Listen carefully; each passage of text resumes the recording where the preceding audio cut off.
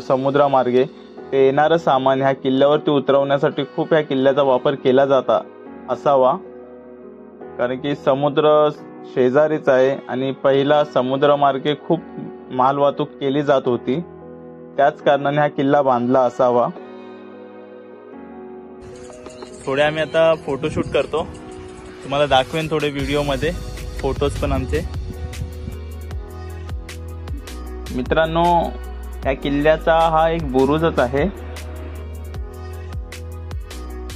बघू शकताय ह्या बुरुजावरून पूर्ण समुद्राचा व्ह्यू दिसतोय।